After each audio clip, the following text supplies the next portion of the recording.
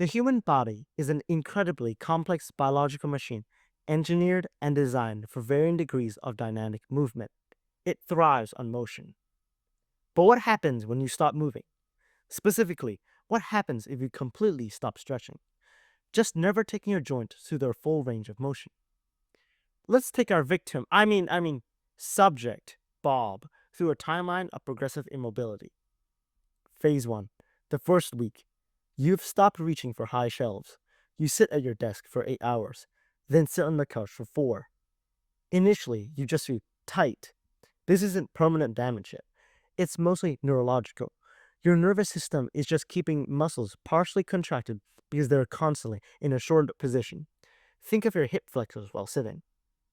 You stand up, and for the first few seconds, you walk like an elderly penguin until things loosen up. You feel stiff, but you ignore it. Phase 2, 1 month in. Now we enter the realm of actual physiological change. Your body is an efficiency expert. It doesn't want to maintain muscle length you aren't using. This is called adaptive shortening. Muscles are made of individual units called sarcomeres. If a muscle spends its whole life short, the body literally deletes sarcomeres from the ends of the muscle fibers. The muscle physically becomes shorter. You are literally reconstructing your body to be better at sitting still and worse at moving. Phase 2.5, 3 months in. We need to talk about lubrication. Your joints, like knees and hips, don't have a direct blood supply to nourish cartilage. They rely on synovial fluid, which is pumped around only through movement. Specifically, the sponge action of compressing and releasing cartilage during movement.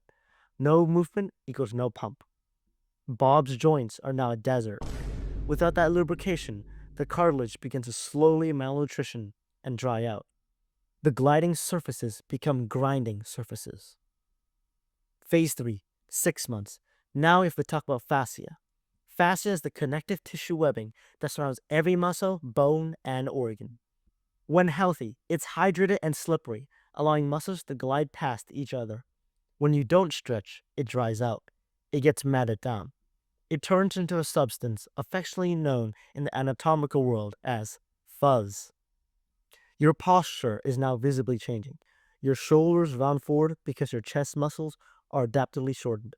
Your head creeps forward to balance the weight. You have evolved into a computer guy. Phase 3.5, 1 year. Bob is now fighting his own body every second of the day. Because his opposing muscles are shortened and his fascia is glued down, every movement requires significantly more energy. Walking upstairs feels like wading through wet cement. He is chronically exhausted, not because he did a lot of work, but because his body is wildly inefficient. Phase 4, years later. You are now in a chronic stage of restriction. Your range of motion is severely limited. Because your major joints, hips, and shoulders don't move well, force gets transferred to areas that shouldn't move much, like your lower back and neck. This is where chronic pain cycles begin.